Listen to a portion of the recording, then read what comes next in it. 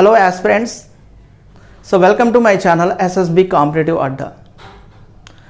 Okay, so now discuss about first chapter in physics, that is a heat chapter. In Telugulo ఉష్ణము అంటాం.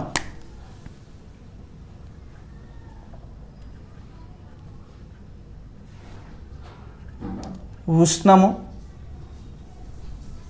Heat.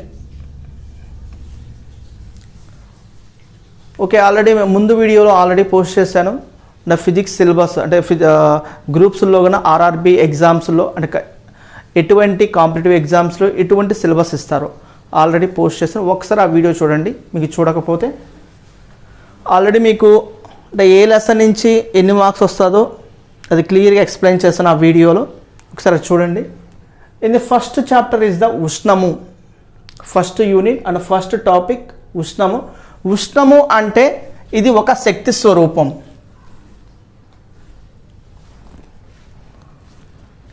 ఉష్ణము ఒక శక్తి స్వరూపం.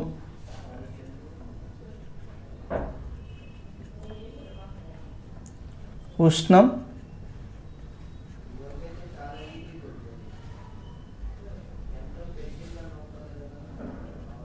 శక్తి స్వరూపం.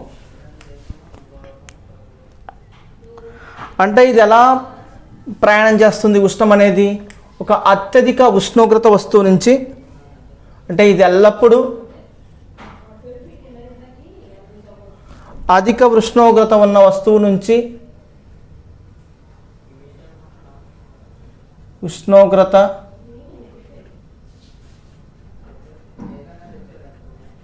వస్తువు నుంచి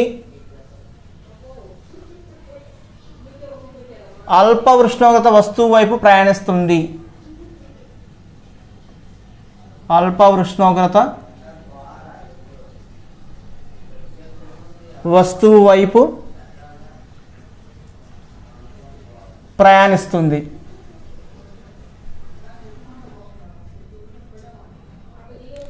అంటే ఉష్ణము దట్ ఈజ్ అ హీట్.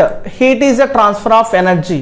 అంటే మీకు తెలుగు మీడియం ఇంగ్లీష్ మీడియం స్టూడెంట్స్కి డిఫరెంట్ సపరేట్గా వీడియోస్ సెండ్ చేస్తాను, ఒకసారి చూడండి. ఫస్ట్ తెలుగు మీడియం ఉష్ణము అనేది ఒక శక్తి స్వరూపం. ఇది ఎలా ప్రయాణం చేస్తుంది? ఒక అధిక ఉష్ణోగ్రత వస్తువు నుంచి అల్ప ఉష్ణోగ్రత వస్తువు వైపు ప్రయాణిస్తుంది. ఏంటి ప్రయాణించేది? ఉష్ణము. ఓకే, దీని యొక్క యూనిట్స్ వచ్చేసరికి మనకు ఎస్ఐ యూనిట్ వచ్చేసరికి జౌల్,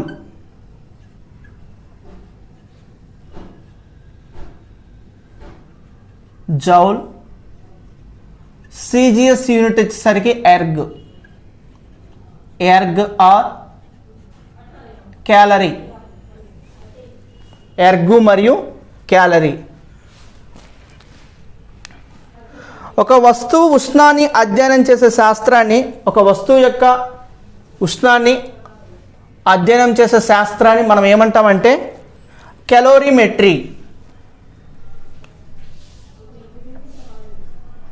ఒక వస్తువు యొక్క ఉష్ణాన్ని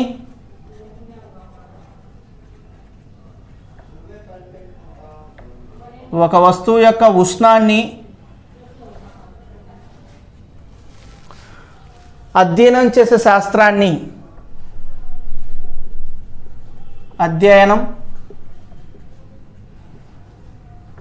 చేసే శాస్త్రాన్ని కెలోరీమెట్రీ అంటాం. కెలోరీమెట్రీ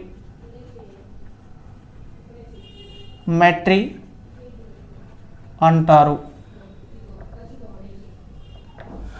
అంటే ఒక వస్తువులో ఒక ఉష్ణం ఉంటుంది. అంటే ఫర్ ఎగ్జాంపుల్ ఒక నీటిని మనం వెయిట్ చేసినప్పుడు, అంటే వెయిట్ చేసినప్పుడు ఏమవుతుంది? టెంపరేచర్ అనేది, ఉష్ణోగ్రత అనేది పెరుగుతూ ఉంటుంది. దాని యొక్క ఉష్ణోగ్రతను అధ్యయనం చేసే శాస్త్రాన్ని మనం ఏమంటున్నాం ఇక్కడ? కెలోరీమెట్రీ అంటాము. కెలోరీమెట్రీ అంటాము.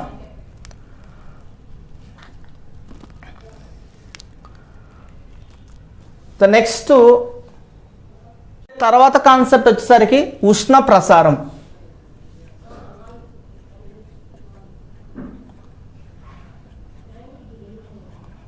ఉష్ణ ప్రసారం. ఓకే, ఉష్ణ ప్రసారం అంటే ఏంటి? అసలు ఉష్ణం ఎలా ప్రయాణం చేస్తుంది? అధిక ఉష్ణోగ్రత వస్తువు నుంచి అల్ప ఉష్ణోగ్రత వస్తువు వైపు ప్రయాణం చేయడాన్ని మనం ఉష్ణ ప్రసారం అంటాం. ఓకే, ఉష్ణ ప్రసారం అనేది 3 పద్ధతుల్లో జరుగుతుంది. ఉష్ణ ప్రసారం అనేది 3 పద్ధతుల్లో జరుగుతుంది. ఫస్ట్ వన్ ఈజ్ ద ఉష్ణ వహనం.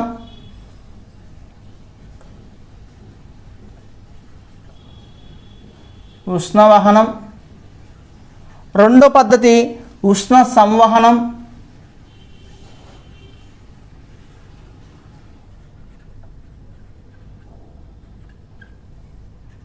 మూడో పద్ధతి ఉష్ణ వికిరణం. ఉష్ణ వికిరణం. ఓకే, 3 పద్ధతుల్లో మనకేమవుతుంది? ఉష్ణం అనేది ప్రసారం అవుతుంది. ఓకే, ఉష్ణ ప్రసారం అంటే ఫస్ట్ ఉష్ణం అనేది ఎలా ప్రయాణం చేస్తుంది? అధిక ఉష్ణోగ్రత వస్తువు నుంచి అల్ప ఉష్ణోగ్రత వస్తువు వైపు ప్రయాణం చేయడాన్ని ఉష్ణ ప్రసారం అంటాం. ఓకే, ఉష్ణ ప్రసారం మనకు 3 పద్ధతుల్లో జరుగుతుంది. ఒకటి ఉష్ణవహనం, రెండోది ఉష్ణ సంవహనం, మూడోది ఉష్ణ వికిరణం. ఓకే, ఈ 3 పద్ధతుల్లో ఉష్ణ ప్రసారం అనేది జరుగుతుంది. అంటే ఒక వస్తువు నుంచి ఇంకో వస్తువుకి ఉష్ణ ప్రసారం అనేది జరుగుతుంది. ఫస్ట్ వన్ మనకేంటి? ఉష్ణ వహనం. ఓకే, ఉష్ణ వహనం అంటే ఒక పదార్థం లేదా వస్తువుల్లోని కణాలు లేదా అణువులు ఎలాంటి స్థానాంతర చలనం చెందకుండా ఉష్ణ ప్రసారం జరగడాన్ని ఉష్ణ వహనం అంటాం. ఒక పదార్థం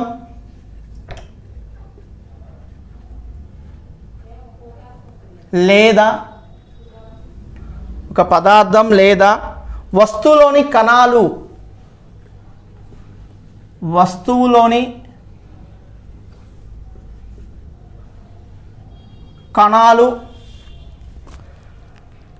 లేదా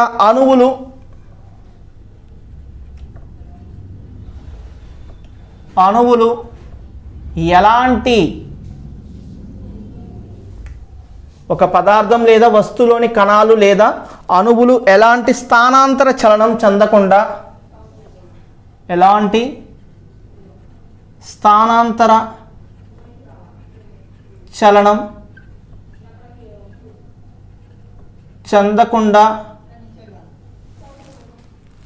ఉష్ణ ప్రసారం జరుగుడాన్ని ఉష్ణ ప్రసారం జరగడాన్ని మనం ఏమంటున్నాం? ఉష్ణవహనం అంటాము. ఉష్ణవహనం అంటే ఒక పదార్థం లేదా వస్తువులోని కణాలు లేదా అణువులు ఎలాంటి స్థానాంతర చలనం అంటే ఒక ప్లేస్ నుంచి ఒక పర్టికులర్ ప్లేస్ నుంచి ఇంకో పర్టికులర్ ప్లేస్కి ఎటువంటి చలనం, స్థానాంతరం అంటే ఒక స్థానం నుంచి ఇంకో స్థానానికి ఎటువంటి ఉష్ణ ప్రసారం జరగడాన్ని దాన్ని మనం ఏమంటారంటే ఉష్ణవహనం అంటారు. ఓకే, ఉదాహరణకి మనకేంటి ఉదాహరణకి అన్ని ఘన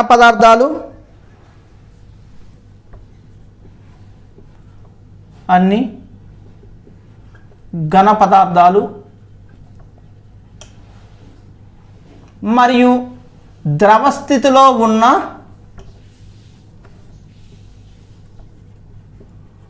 ఉన్న పాదరసం. ఓకే, ఇది మనం ఈ ప్రాసెస్ని మనం ఏంటంటే ఈ పద్ధతిని ఉష్ణవహనం అంటాము.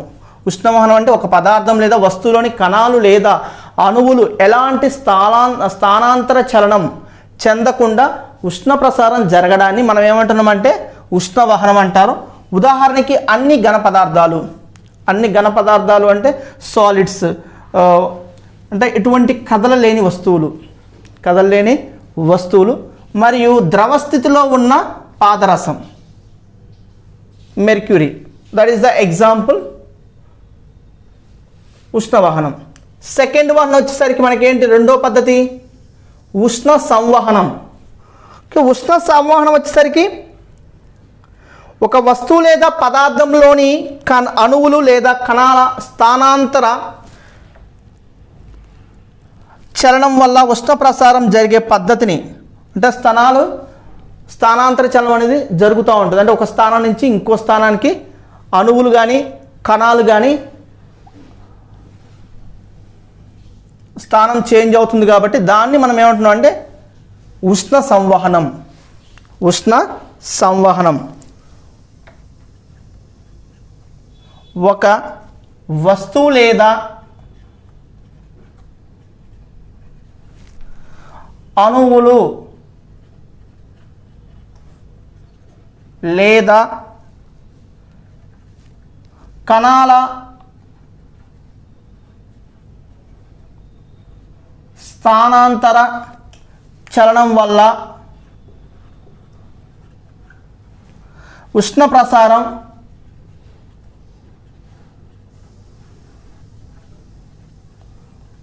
జరుగును. అటువంటి పద్ధతిని మనము ఏమంటున్నామంటే ఉష్ణ సంవహనం. ఓకే, ఉష్ణవాహనం వచ్చేసరికి ఎటువంటి కదలిక ఉండదు, అంటే ఎటువంటి చలనం అనేది ఉండదు. అంటే ఒక స్థానం నుంచి ఇంకో స్థానానికి ఒక పదార్థంలో అణువులు కానీ కణాలు కానీ ఎటువంటి స్థాన చలనం ఉండదు. దాన్ని మనం ఏమన్నా ఉష్ణవాహనం అంటాం. కణాల్లో అణువుల్లో స్థానాంతరం చెందడాన్ని మనం ఏమనంటే ఉష్ణ సంవహనం అంటాము.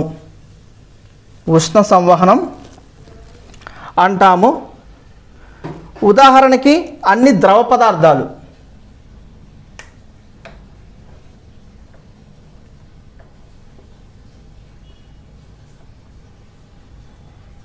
అన్ని ద్రవ పదార్థాలు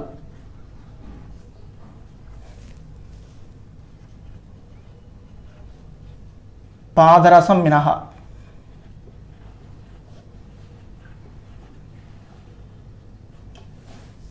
మినహా మరియు వాయు పదార్థాలు ఆల్సో, వాయు పదార్థాలు. ఇది ఉష్ణ సంవహనం.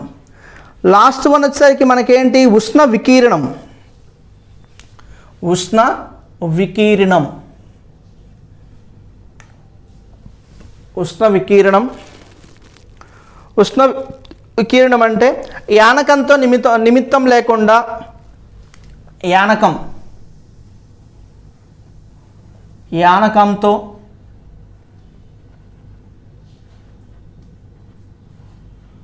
నిమిత్తం లేకుండా, యానకంతో నిమిత్తం లేకుండా ఉష్ణ ప్రసారం జరిగే పద్ధతిని మనం ఏమంటున్నామంటే ఉష్ణ వికీరణం అంటాము. ఒక ఉష్ణ వికీరణం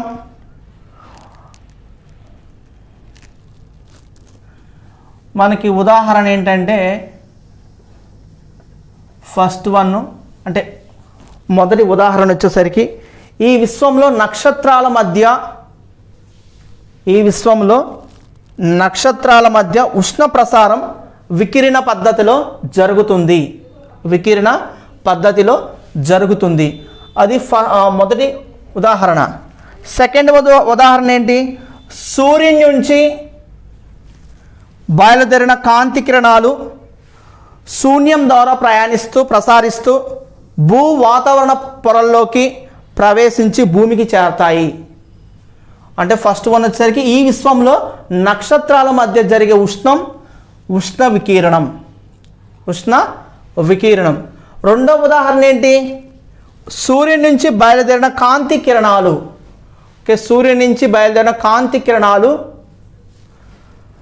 శూన్యం ద్వారా ప్రసారిస్తూ భూ వాతావరణ పొరల్లోకి ప్రవేశించి భూమికి చేరతాయి. Okay, this is the concept ఉష్ణ ప్రసారం. ఓకే, ఉష్ణ ప్రసారం మనకు 3 పద్ధతుల్లో జరుగుతుంది. ఓకే, మనం ఆల్రెడీ చెప్పుకున్నాం ఉష్ణ ప్రసారం అంటే ఏమిటి. ఉష్ణ ప్రసారం యొక్క పద్ధతులు 3 పద్ధతులు: ఉష్ణవాహనం, ఉష్ణ సంవహనం మరియు ఉష్ణ వికీరణం. ఆల్రెడీ మనం చెప్పుకున్నాం ఈ 3 పద్ధతుల యొక్క డెఫినేషన్ చెప్పుకున్నాం. నెక్స్ట్ ఎగ్జాంపుల్స్ కూడా చెప్పుకున్నాం. నెక్స్ట్ వచ్చేసరికి ఏంటంటే ధర్మాలు. ఈ మూడు పద్ధతుల యొక్క ధర్మాలు. ఓకే, ఉష్ణవహనం వచ్చేసరికి మనకి ఏంటంటే ఇది చాలా స్లో ప్రాసెస్, అంటే చాలా ఆలస్యంగా ప్రాసెస్ అనేది జరుగుతుంది. ఈ పద్ధతి యొక్క ఈ ప్రక్రియలో ఉష్ణ ప్రసారం ఆలస్యంగా జరుగుతుంది. ఉష్ణ ప్రసారం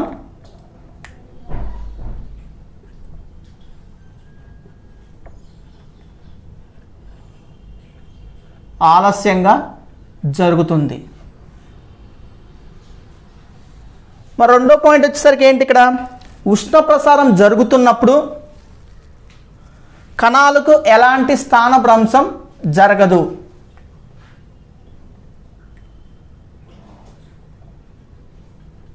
అంటే ఒక స్థానం నుంచి ఇంకో స్థానానికి కణాలు కానీ అణువులు కానీ స్థానచలనం అనేది జరగదు, స్థానభ్రంశం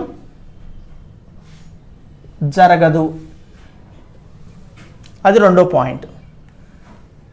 ధర్మాలు, ఉష్ణవాహన ధర్మాలు రెండు. ఒకటి, ఫస్ట్ వన్ వచ్చేసరికి ఈ పద్ధతిలో ఉష్ణ ప్రసారం ఆలస్యంగా జరుగుతుంది. రెండో పాయింట్ ఏంటి, ఇక్కడ ఉష్ణ ప్రసారం జరుగుతున్నప్పుడు కణాలకి ఎలాంటి స్థానభ్రంశం జరగదు, ఉండదు. రెండో పద్ధతి ఉష్ణ సంవహనంలో వచ్చేసరికి ఏంటంటే ఈ పద్ధతి కూడా ఆలస్యంగా జరుగుతుంది. ఈ పద్ధతిలో ఉష్ణ ప్రసారం ఆలస్యంగా జరుగును.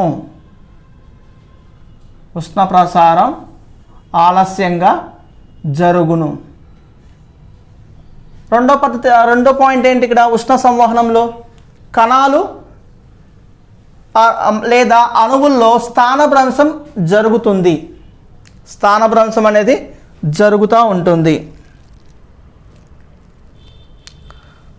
ఈ ప్రసారంలో ఈ పద్ధతిలో కణాలు స్థానాంతరం చెందుతాయి. స్థానాంతరం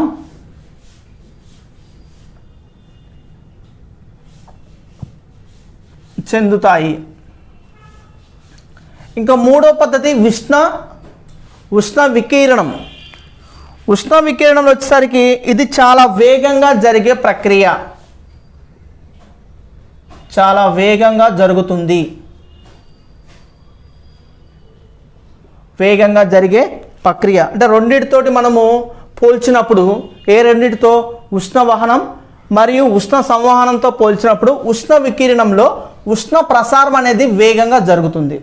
ఉష్ణ ప్రసారం అనేది వేగంగా జరుగుతుంది. రెండో పాయింట్ వచ్చేసరికి ఉష్ణవహనం మరియు సంవహనం ప్రక్రియల్లో ఉష్ణ ప్రసారం చాలా మెల్లగా జరుగుతుంది. కానీ వికిరణ పద్ధతిలో కాంతి వేగానికి సమానమైన కాంతి వేగం మనకు విలువ ఎంత 3 × 10⁸ మీటర్ పర్ సెకండ్. కాంతి వేగానికి సమానమైన వేగంతో, కాంతి వేగానికి సమానమైన వేగంతో ఉష్ణ ప్రసారం జరుగుతుంది.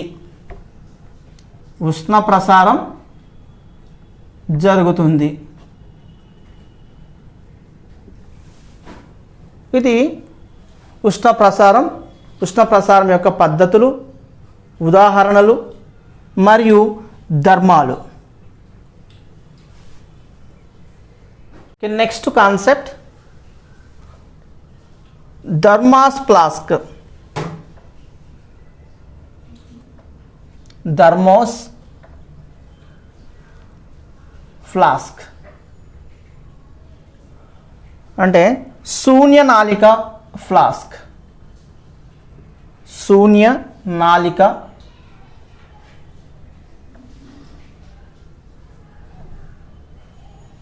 ఫ్లాస్క్. ఓకే, ఈ థర్మాస్ ఫ్లాస్క్లో ఫస్ట్ థర్మాస్ ఫ్లాస్క్ను కనుగొన్న శాస్త్రవేత్త సర్ జేమ్స్ డివర్. సర్ జేమ్స్ డివర్ అనే శాస్త్రవేత్త ఫస్ట్ ఆఫ్ ఆల్ ఈ థర్మాస్ ఫ్లాస్క్ని కనుగొన్నాడు. దీనిలో వేరువేరు వ్యాసాలున్న 2 గాజు నాళాలను ఒకదానితో మరొకదాన్ని అమరుస్తారు. ఈ థర్మాస్ ఫ్లాస్క్లో దీనిలో వేరువేరు వ్యాసాలు ఉన్నా అంటే దీనిలో ఏం చేస్తారు, దీనిలో వేరువేరు వ్యాసాలున్న 2 గాజు నాళాలను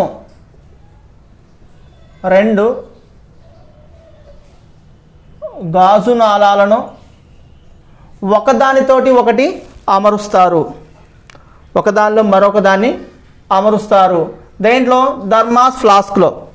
ఈ గాజు నాళ అవతలి వైపు సిల్వర్ బ్రోమైడ్ అనే రసాయన పదార్థంతో పూత పూస్తారు. అంటే ఈ గాజు నాళ అవతల వైపు అంటే అవుట్ సైడ్ వచ్చేసరికి మనం ఏ రసాయనంతో పూత పూస్తారు? Silver bromide. సిల్వర్ బ్రోమైడ్ అనే రసాయనంతో పూత పూస్తారు. సిల్వర్ బ్రోమైడ్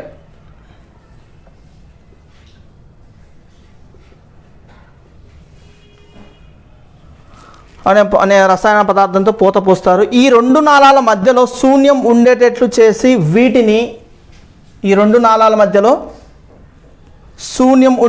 చేసి వీటిని ఉష్ణబంధక పదార్థమైన ప్లాస్టిక్ డబ్బాతో అమరుస్తారు. థర్మాస్ ఫ్లాస్క్లో మనం ఏం చేస్తాం? ప్రజెంట్ ఉన్న సిచ్యువేషన్లో అంటే నిత్య జీవితంలో మనం ఉపయోగించేది ఏంటంటే టీ ఫ్లాస్క్. ఓకే, టీ ఫ్లాస్క్లో ఏంటి? ఇలాగా 2 వ్యాసాలున్న నాళికలని 2 గాజు నాళాలను ఒకదానితో ఒకటి అమరుస్తారు. ఇలాగా అమరుస్తారు. అవతల వైపు అంటే గాజు నాళాల అవతల వైపు సిల్వర్ బ్రోమైడ్ అనే రసాయన పదార్థంతో పూత పూస్తారు. సిల్వర్ బ్రోమైడ్ అనే రసాయనంతో మనం ఇక్కడ ఏం చేస్తున్నారు? ఈ ఫ్లాస్క్లో పూత అనేది పూస్తున్నారు. ఇలాగా ఈ 2 నాళాల మధ్యలో ఉన్న శూన్యం ఉండేటట్లు చేసి వీటిని ఉష్ణబంధక పదార్థమైన ప్లాస్టిక్ డబ్బాలో అమరుస్తారు. ప్లాస్టిక్ డబ్బాతోటి అమరుస్తారు.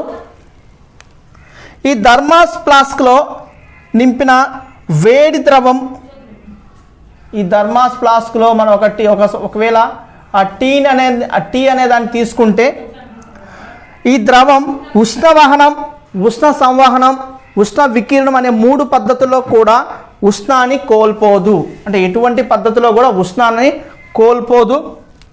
అందువల్ల కొంతసేపటి వరకు ద్రవం వేడిగా ఉంటుంది.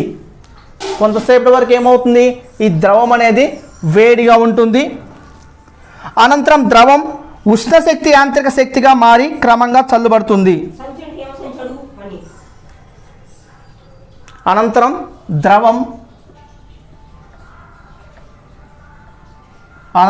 ద్రవం వచ్చేసరికి అంటే ఆ లిక్విడ్ వచ్చేసరికి ఏమవుతుంది? ఉష్ణశక్తి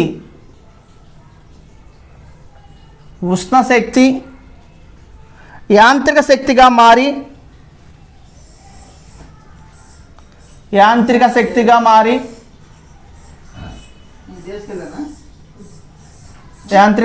మారి క్రమంగా చల్లబడుతుంది.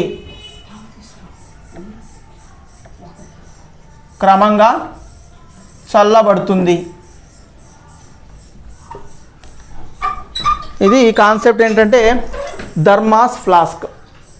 ఓకే, థర్మాస్ ఫ్లాస్క్ మొట్టమొదట కనుగొన్న శాస్త్రవేత్త ఎవరు? Sir James డివర్. ఓకే, దీనిలో ఏంటి? ఇక థర్మాస్ ఫ్లాస్క్ అనేది 2 వేరువేరు వ్యాసాలున్న 2 గాజు నాళికలను ఒకదానితో మరొకటి అమరుస్తారు. ఈ గాజు నాళాలకు బయట వైపు సిల్వర్ బ్రోమైడ్ అనే రసాయనంతో పూత పూస్తారు. పూత పూస్తారు. ఈ అనంతరం ఈ ద్రవం ఏంటి? ఇక్కడ లిక్విడ్ అనేది ఉష్ణశక్తి నుంచి యాంత్రిక శక్తిగా క్రమంగా చల్లబడుతుంది. ఉష్ణశక్తి యాంత్రిక శక్తిగా మారి క్రమంగా చల్లబడుతుంది. ఈ 3 పద్ధతుల్లో ఈ ఉష్ణం అనేది చేంజ్ అవ్వదు, అలానే ఉంటుంది. అంటే ఆ ఉష్ణాన్ని కోల్పోదు. ఈ ద్రవం అనేది 3 పద్ధతులు, మనకి 3 పద్ధతులు ఏంటి?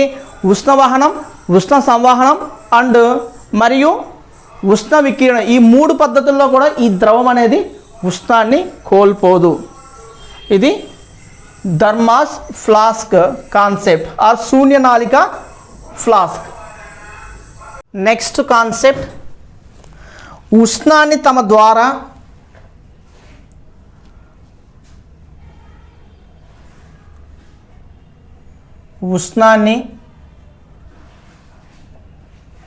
ద్వారా ప్రసారం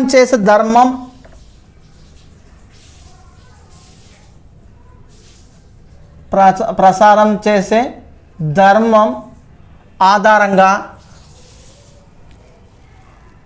పదార్థాలను 2 రకాలుగా విభజిస్తారు. ఒకటి వచ్చేసరికి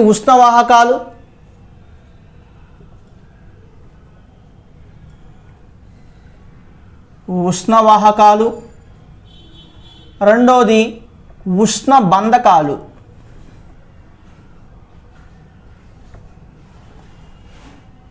ఉష్ణవాహకాలు, ఉష్ణ బంధకాలు. ఓకే, పదార్థాలు రకాలు అంటే ఉష్ణం తమ ద్వారా ప్రసారం చేసే ధర్మం కలిగి ఉంటే అటువంటి పదార్థాలను 2 రకాలుగా విభజిస్తారు. ఫస్ట్ వన్ ఈజ్ ద ఉష్ణ వాహకాలు, రెండోది ఉష్ణ బంధకాలు. మొదటిది ఉష్ణ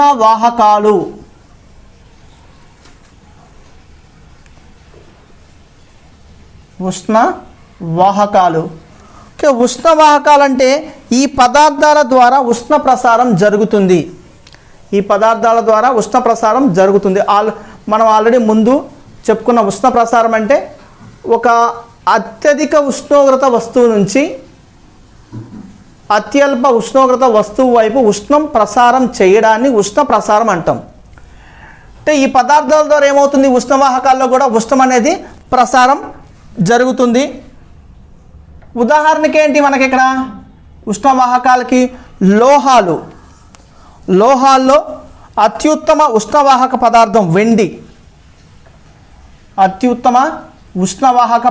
వెండి. తర్వాత రాగి, తర్వాత అల్యూమినియం,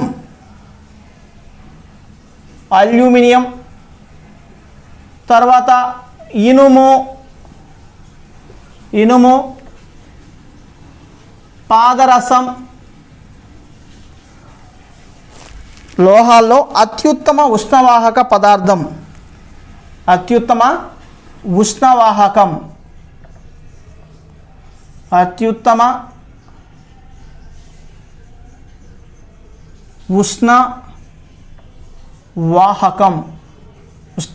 యొక్క పదార్థం ఏంటి?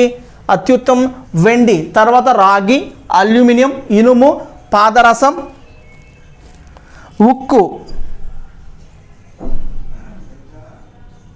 ఉక్కు. ఈ పదార్థాలు ఈ ఉదాహరణ ఏంటంటే ఉష్ణవాహకాలు. ఈ పదార్థాల ద్వారా కూడా ఉష్ణ ప్రసారం అనేది జరుగుతుంది.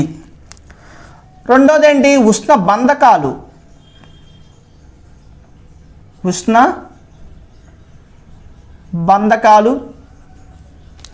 ఉష్ణ బంధకాల్లో ఈ పదార్థాల ద్వారా ఉష్ణ ప్రసారం అనేది జరగదు. ఇక్కడ వచ్చేసరికి ఉష్ణ ప్రసారం జరుగుతుంది. ఈ పదార్థాల ద్వారా ఉష్ణ ప్రసారం జరగదు. ఎటువంటి పదార్థాల ద్వారా ఉష్ణ ప్రసారం అనేది జరగదు? అత్యుత్తమ ఉష్ణ బంధక పదార్థం వజ్రం. ఉదాహరణకి వజ్రం వచ్చేసరికి అత్యుత్తమ ఉష్ణ బంధక పదార్థం. చాలా కాంపిటేటివ్ ఎగ్జామ్స్ అడిగాడు. అత్యుత్తమ ఉష్ణ బంధక పదార్థం అంటే ఏమిటి? వజ్రం. అత్యుత్తమ ఉష్ణ వాహక పదార్థం వచ్చేసరికి వెండి. అంటే మీరు కన్ఫ్యూజ్ అవ్వద్దు యాస్ ఫ్రెండ్స్. ఉష్ణ బంధక పదార్థాల్లో అత్యుత్తమం వచ్చేసరికి వజ్రం, తర్వాత ప్లాస్టిక్ పదార్థాలు,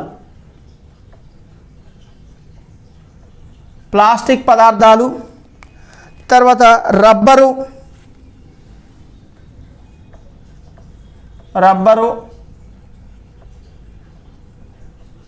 చెక్క దిమ్మె, రబ్బర్లో కూడా ఉష్ణ ప్రసారం అనేది జరగదు, చెక్క దిమ్మె, దూది,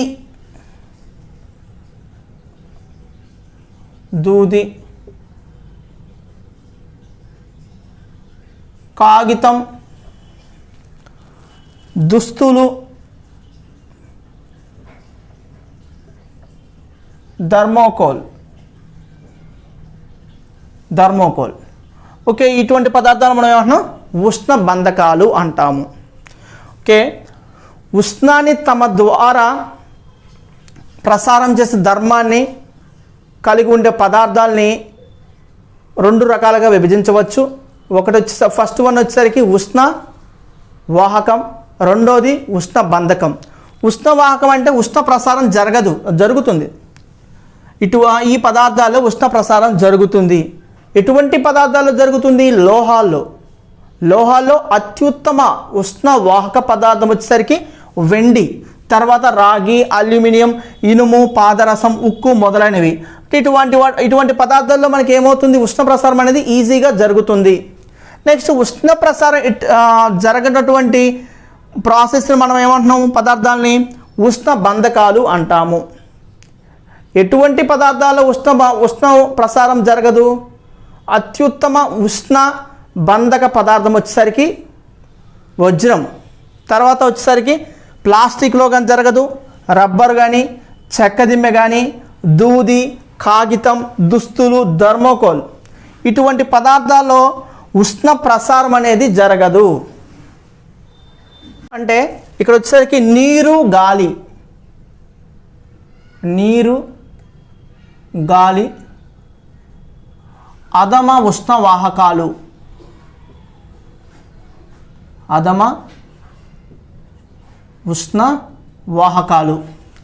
గాలి మరియు నీరు అధమ ఉష్ణ వాహకాలు. మంచు మానవ శరీరం.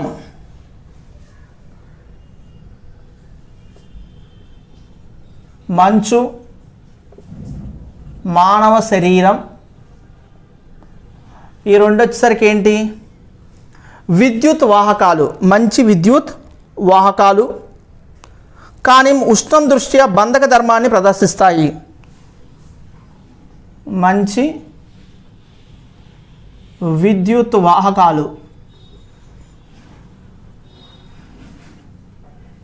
మరి గాలి, నీరు వచ్చేసరికి అధమ ఉష్ణవాహకాలు, మంచు మరియు మానవ శరీరం మంచి విద్యుత్ వాహకాలు.